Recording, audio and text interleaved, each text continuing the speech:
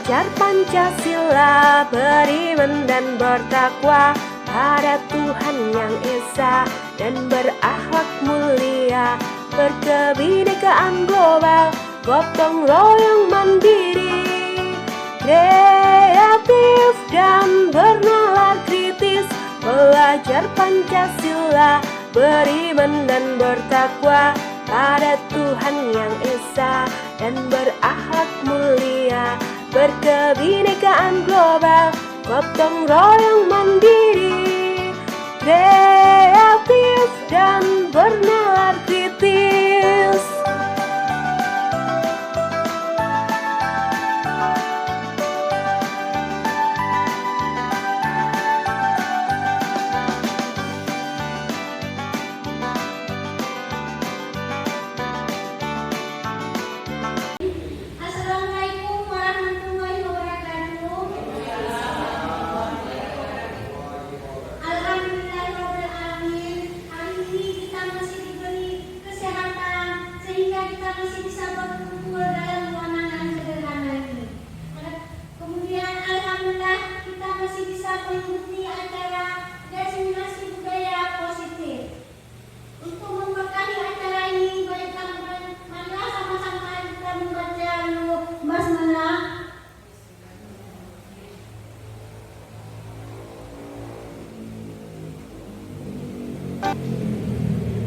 Untuk kata-kata sambutan, marilah kita dari Kepala Sekolah SMP Negeri 3 Bekasi, Ibu Tunas Yanti SPD UPD, kepada Ibu Kepala Sekolah kita persilakan.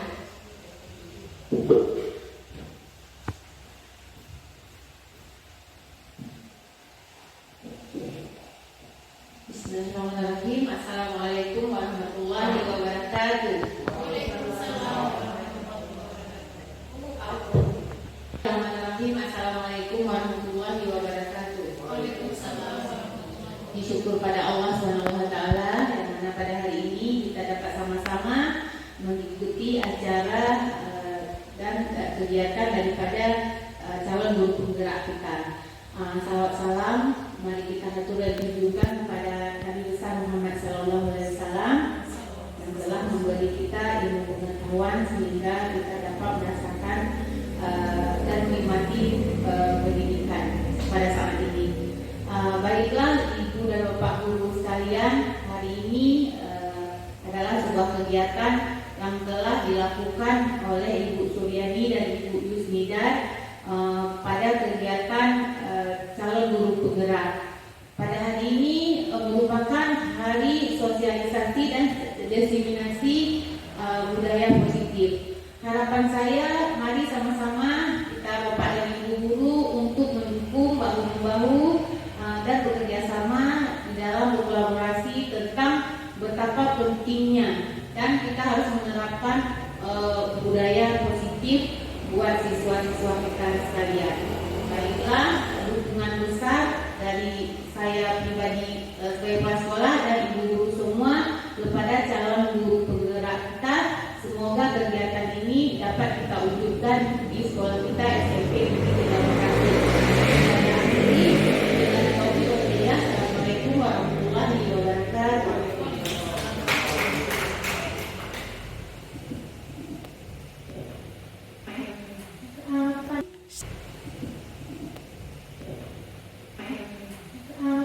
Satu, dua, tiga.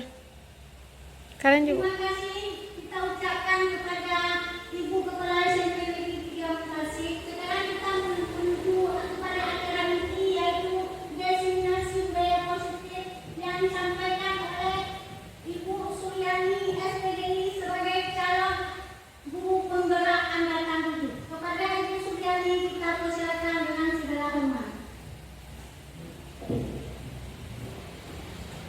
Terima kasih Ibu Moderator. Baiklah, langsung saja kita ulang. Assalamualaikum warahmatullahi wabarakatuh.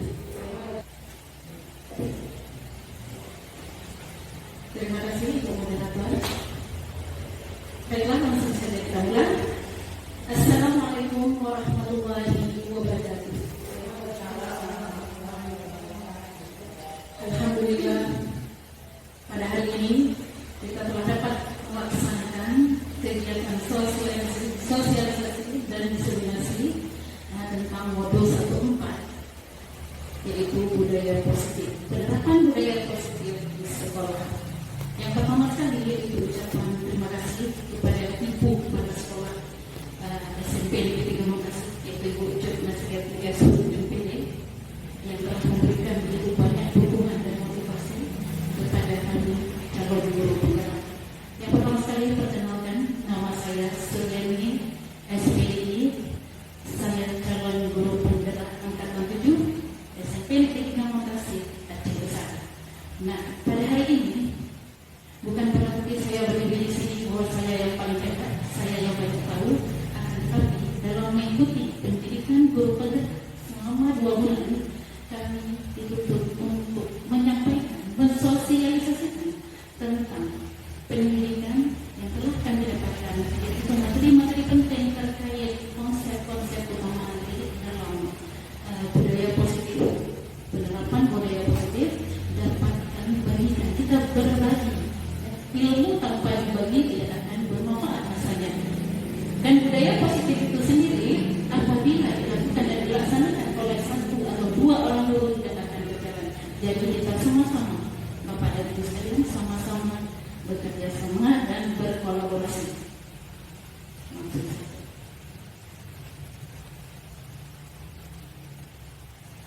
Nah, sebelum masuk ke budaya positif, saya ingin mengajak Bapak dan Ibu sekalian untuk membaca kembali ataupun mempelajari kembali tentang tujuan pendidikan menurut Bapak Pendidikan Nasional kita, yaitu Bapak Ki Hajar Dewantara. Tujuan pendidikan menurut Ki Hajar Dewantara adalah menuntun segala kodrat yang ada pada anak-anak agar mereka dapat mencapai keselamatan dan kebahagiaan yang setinggi-tingginya, baik sebagai manusia maupun sebagai anggota masyarakat. Oleh sebab itu, guru hanya dapat menuntun tumbuh atau hidupnya bukan kodrat yang ada pada diri, agar dapat memperbaiki lakunya, bukan dasarnya hidup dan tumbuhnya kodrat anak. Nah, di sini kita sebagai guru menuntun dan mengarahkan laku perilaku supaya anak kita bisa tetap berarah, tidak salah jalan. Nah, menurut Bapak dan Ibu sekalian, apa makna menuntun itu? Ibu Ruslawati mungkin? Silakan Ibu. Kira-kira apa makna menuntun? Membimbing, mengarahkan, ya? Ya. Ya, betul sekali Ibu. Itulah yang setiap hari kita lakukan, menuntun dengan penuh kasih sayang. Ya, kita menuntun perilakunya, akan tetapi kita tidak bisa mengubah kodratnya karena setiap anak itu sudah mempunyai dasar. Mereka mempunyai potensi yang berbeda-beda, mempunyai bakat dan minat yang berbeda-beda. Ya, di sini kita menuntun laku murid tersebut supaya mereka bisa menjadi siswa yang berkarakter sesuai dengan pelajar Pancasila. Nah, bahkan Ki Hajar Dewantara juga mengibaratkan pendidikan itu sebagai lahan pertanian. Lahannya yaitu sekolah kita, kemudian petani kita sebagai guru, dan benih yaitu padi yang kita tanamkan adalah siswa kita. Ya, bagaimana kita menuntun mereka menjadi anak yang baik, sebagaimana yang diibaratkan tadi, supaya padi tersebut tumbuh dengan baik. Dia tidak akan tumbuh dengan baik tanpa adanya arahan dan tuntunan dari guru. Itu juga tadi, ya, padi tidak akan tumbuh dan tumbuhan-tumbuhan lain tidak akan tumbuh dengan baik apabila tidak ada perawatan dari petani dengan baik dan benar.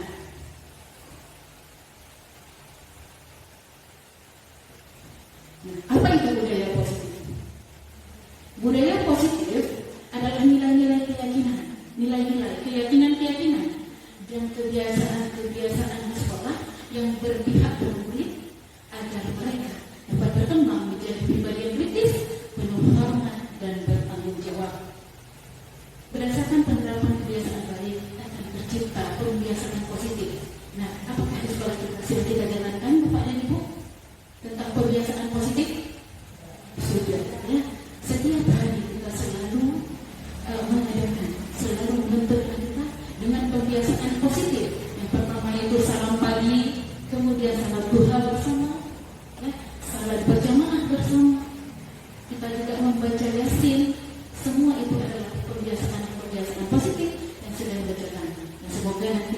kita kembangkan.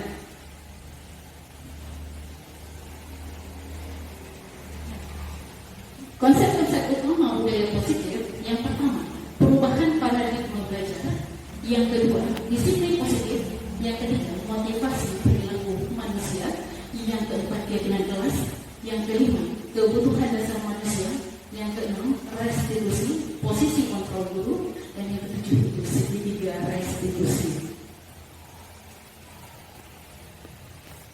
Nah, tentang perubahan paradigma, di sini ada sebuah perbandingan, yaitu ya, ada A dan B. Si A menggenggam sesuatu yang sangat berharga di dalam tangannya, dan kemudian si B dia akan menyuruh orang tersebut untuk membuka. Apabila sesuatu yang sangat berharga di tangan kita yang kita genggam, apabila disuruh dibujuk, ya mungkin orang pertama akan membujuk dengan biasa, kemudian akan dirayu. Apabila tidak mau dibuka, dipaksa. Nah, apabila kita berada di posisi A, apakah kita akan membuka tangan kita? Apakah kita akan membuka kepala tangan kita? Ada pendapat Bapak dan Ibu? Ibu Nuraini, kira-kira bagaimana? Kalau Ibu di posisi A, apakah Ibu akan membuka kepala tangan Ibu? Tidak. Bagus sekali itu. Kita akan tetap mempertahankan. Ya, begitu juga dengan anak. Kita kadang-kadang sering sekali memaksa anak itu harus mengikuti cara kita. Nah, inilah paradigma yang salah. Sebenarnya anak itu memiliki kontrol diri. Orang lain tidak bisa mengontrol anak didik. Orang dewasa itu tidak berhak memaksa. Kita yang harus kita lakukan adalah kita tuntun, kita bimbing, kita arahkan, jangan kita paksakan. Betul Bapak Ibu? Betul. Nah, apa makna disiplin? Kita sering sekali mengaitkan disiplin itu dengan ketidaknyamanan, ya. Bukan dengan apa yang kita hargai. Di sini kita menginginkan seseorang itu patuh, akan tetapi cara penerapan disiplin yang kita terapkan selama ini bagaimana? Apakah sudah benar? Nah, bahwa disiplin itu sebenarnya berasal dari kata Latin, ya, bahasa Latin yaitu disiplina, yang artinya belajar.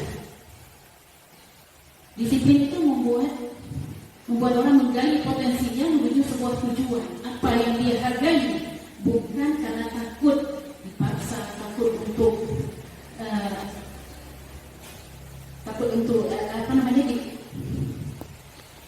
disalahkan oleh orang lain. Ya, disiplin itu belajar bagaimana kita mengontrol diri kita, memerintah diri kita sesuai dengan nilai-nilai keyakinan. Itu semua bertujuan untuk mencapai tujuan yang mulia. Ya. Dengan kita membentuk disiplin anak itu untuk menumbuhkan motivasi internal, ya, bukan motivasi eksternal yang berasal dari kita. Bagaimana anak itu memiliki kesadaran dari dalam untuk mematuhi melakukan segala disiplin yang baik. Nah, makna disiplin adalah belajar kontrol diri dengan menggali potensi kita agar tercapai tujuan mulia, yaitu belajar kontrol diri dengan menggali potensi kita agar tercapai tujuan mulia. Itu menjadi seseorang yang kita inginkan berdasarkan nilai-nilai yang kita hargai, nilai-nilai kebajikan. Ya, disiplin positif merupakan pendekatan mendidik anak untuk melakukan kontrol diri dengan motivasi internal agar tercapai tujuan yang mulia. Di sini bukan kita suruh, kita paksakan, akan tetapi dengan kebiasaan yang baik tadi bisa menumbuhkan disiplin positif dengan nilai-nilai yang mereka yakini. Ya, misalnya, contohnya, untuk apa kita memakai masker? Jangan kita ajarkan kepada anak didik kita, ini karena disuruh kepala sekolah ataupun disuruh sama orang dinas pendidikan. Nah, sebenarnya yang kita ajarkan kepada mereka adalah untuk menjaga kesehatan. Jadi anak tersebut akan menyadari betul yang disampaikan oleh bapak dan ibu guru di sekolah. Dengan memakai masker berarti kita bisa menjaga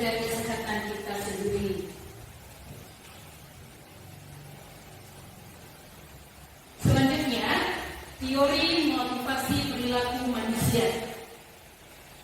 Yang pertama, untuk menghindari ketidaknyamanan atau hukuman. Kadang-kadang kita takut kalau kita tidak melakukan ini kita akan mendapatkan hukuman. Siswa kita juga seperti itu. Mereka tidak berani melanggar, nanti dapat hukuman, baik dari guru, dari sekolah-sekolah, dari guru-guru, dari pihak-pihak lain. Nah, ini merupakan motivasi eksternal yang berasal dari luar. Yang kedua, untuk mendapatkan imbalan. Kadang-kadang orang melakukan sesuatu, anak-anak melakukan sesuatu untuk mendapatkan penghargaan, mendapatkan imbalan. Ini juga merupakan motivasi eksternal, bukan berasal dari dalam diri siswa. Yang ketiga, ini yang sangat tepat untuk menghargai diri sendiri. Saya akan menjadi orang yang seperti apa apabila saya berbuat seperti ini. Mereka akan mempunyai motivasi internal dan eksternal. Itulah yang menjadi tujuan disiplin positif. Merdeka itu menurut pihak Dewan Kara, tidak hanya terlepas dari perintah, akan tetapi juga cakap buat memerintah diri sendiri. Baru kemudian akan terbentuk disiplin positif. Kita pandai, siswa pandai memerintah diri sendiri, jangan menunggu perintah dari guru.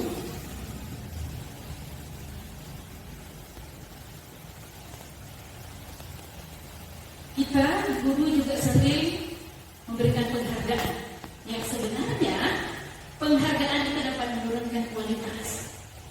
Penghargaan itu mematikan kreativitas dan penghargaan juga mengurangi motivasi intrinsik. Bagaimana, setuju kira-kira Bapak Ibu? Yang selama ini kita terapkan, kita rasa dengan memberikan penghargaan siswa akan lebih semangat dalam belajar. Siswa akan lebih berlomba-lomba, siswa akan berlomba-lomba untuk mendapatkan nilai yang tinggi. Sebenarnya itu merupakan sebuah paradigma yang kurang tepat. Penghargaan itu dapat menurunkan kualitas. Siswa yang lain akan merasa saya tidak diberikan penghargaan dari sisi yang menjalani.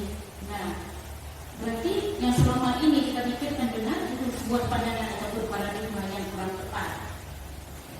Sebaiknya kita memberikan motivasi kepada peserta didik tanpa memberikan hadiah, tanpa memberikan penghargaan kepada siswa yang lain, sehingga siswa yang lain akan merasa, aduh saya tidak dapat penghargaan, akan merasa tersisih.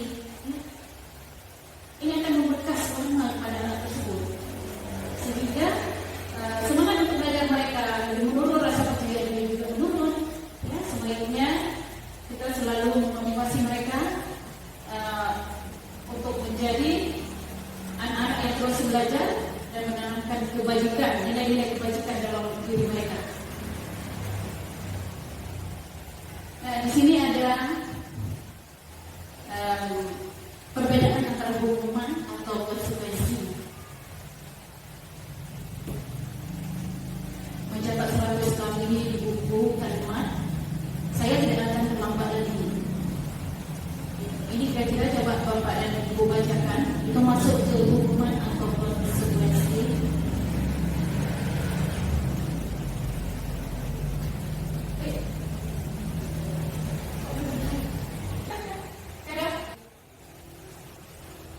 Di sini untuk membentuk budaya positif, kita perlu membuat keyakinan kelas. Dan lebih tepatnya keyakinan sekolah. Di sekolah kita perlu membuat sebuah keyakinan yang disepakati oleh seluruh warga sekolah. Dan di kelas kita juga membuatkan keyakinan kelas. Kita buat kesepakatan bersama dengan anak-anak. Dan kita bentuk keyakinan kelas, dibuat bersama, diyakini bersama, dan dijalankan bersama. Ini saya pernah membuat di dalam kelas bahasa Inggris, yaitu anak-anak itu harus hadir tepat waktu, mengumpulkan tugas tepat waktu, kemudian saling menghargai sesama siswa dan guru, dan kemudian bersikap sopan, baik dan jujur. Dan banyak keyakinan kelas yang bisa kita buat bersama anak-anak didik kita nantinya. Ya Bapak dan Ibu sekalian, kita harus bekerja sama bahu-membahu dalam menciptakan budaya positif di sekolah yang kita cintai ini.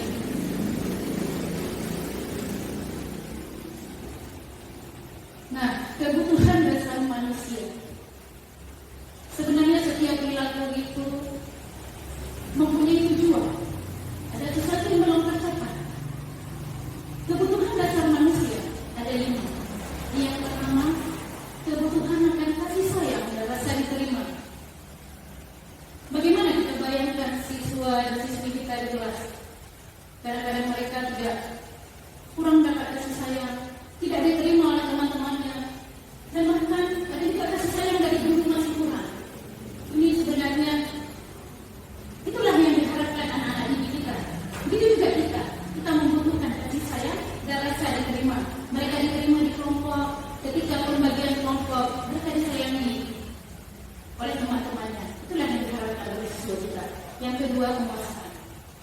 Setiap orang itu ingin diakui, misalnya kita guru, kita sudah menguasai ilmu tentang mengajar. Kita juga ingin diberikan sebuah pengakuan akan penguasaan yang telah kita miliki. Kemudian kebutuhan akan kebebasan. Ya, anak-anak didik kita membutuhkan kebebasan di kelas. Dia ingin sesuatu yang bisa memberikan mereka kenyamanan dalam belajar. Ya, inilah tugas kita, menciptakan pembelajaran yang menarik, yang bisa memotivasi peserta didik untuk belajar dengan baik, dengan aman, sehingga tujuan pembelajaran dapat tercapai. Kemudian kebutuhan akan kesenangan. Ya, anak-anak akan belajar apabila mereka senang. Tugas kita juga seperti tadi, menciptakan pembelajaran yang menyenangkan. Kemudian terakhir, kebutuhan bertahan hidup. Ya, atau disebut juga dengan kebutuhan fisiologis. Ini lebih kepada kebutuhan tentang kesehatan, ya, tentang rumah dan makanan. Apabila ada siswa yang merasa lapar di kelas, mereka tidak akan belajar dengan nyaman. Jadi kita harus memberikan kesempatan dulu supaya mereka bisa ada waktu. Kita berikan nasihat juga supaya mereka bisa sarapan di rumah, ya. Ataupun sebelum belajar mereka bisa makan terlebih dahulu supaya pembelajaran jadi menyenangkan. Ya, inilah 5 kebutuhan dasar manusia yang harus kita pahami.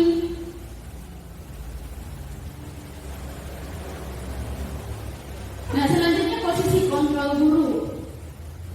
Ada 5 posisi kontrol guru. Yang pertama sebagai penghukum, yang kedua membuat orang merasa bersalah, yang ketiga posisi teman, yang keempat posisi pemantau, dan yang kelima di posisi manajer. Bapak dan Ibu sekalian, manakah kita memposisikan diri? Bagaimana kita memposisikan diri selama ini dalam menerapkan disiplin positif, menerapkan budaya positif di sekolah? Di mana posisi kita? Di posisi sebagai penghukum, kita akan memberikan rasa tidak nyaman, ya. Guru yang berada di posisi penghukum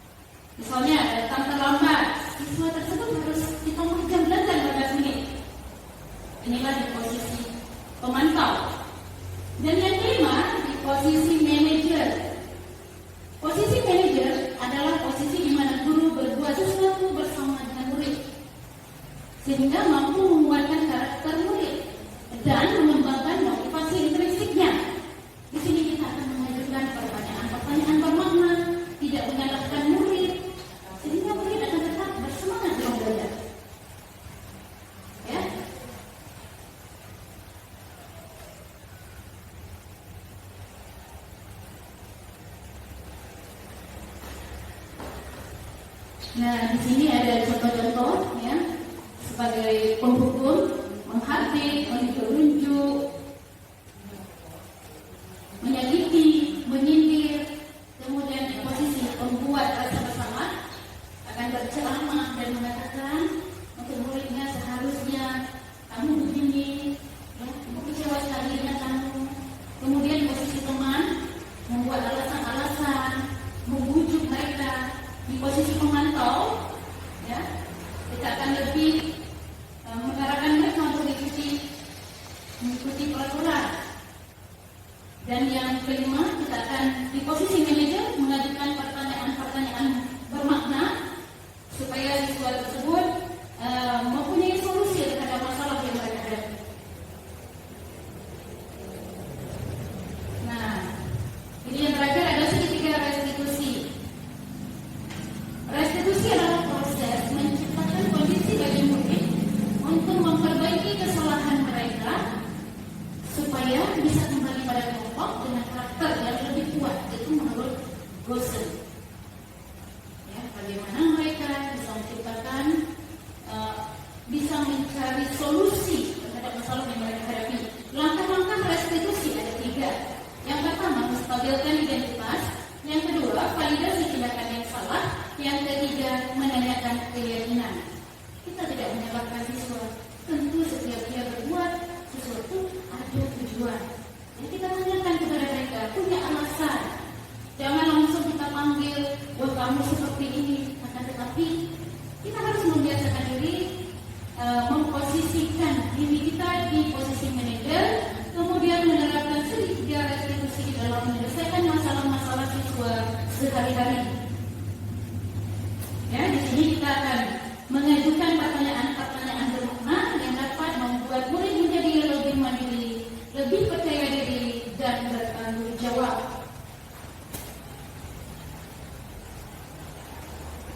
Nah, terima kasih Bapak dan Ibu sekalian. Selanjutnya, apakah ada pertanyaan kira-kira dari pemaparan yang telah saya sampaikan tentang penerapan budaya positif di sekolah kita? Apakah ada pertanyaan-pertanyaan ataupun masukan-masukan yang bersifat membangun dari teman-teman sekalian? Baiklah, Ibu Nulayani, silakan. Saya sedikit ingin bertanya, bagaimana caranya membuat siswa-siswi kita disiplin datang ke sekolah? Itu saja.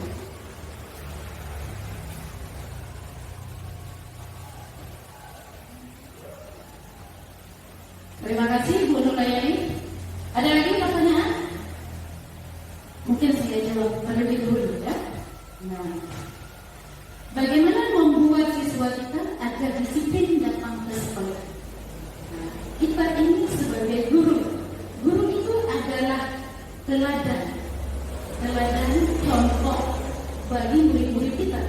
Nah, sebenarnya dimulai dari diri kita. Kita memberikan contoh terlebih dahulu, baru murid-murid kita akan mengikuti kita. Apabila kita menjadi seorang guru yang disiplin, siswa kita akan merasa, wah, ibu sedang datang tepat waktu.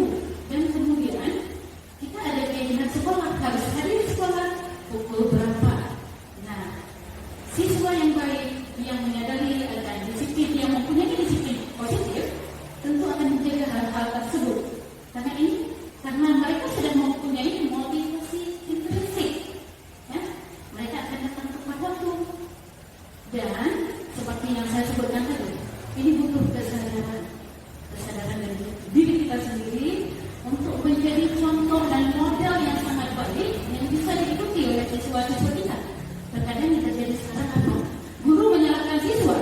Sebenarnya kita sendiri tidak menyadari kesalahan kita. Mereka mencontoh kita. Akan tetapi siswa zaman sekarang mereka akan membantah. Ibu saja datang tidak tepat waktu, bagaimana dengan kami? Betul Bapak Ibu? Betul. Nah, jadi kita berikan contoh terlebih dahulu, baru kita menuntun anak kita untuk dapat menerapkan disiplin positif itu di sekolah. Ada lagi pertanyaan dari Bapak dan Ibu sekalian? Rekan-rekan sekalian?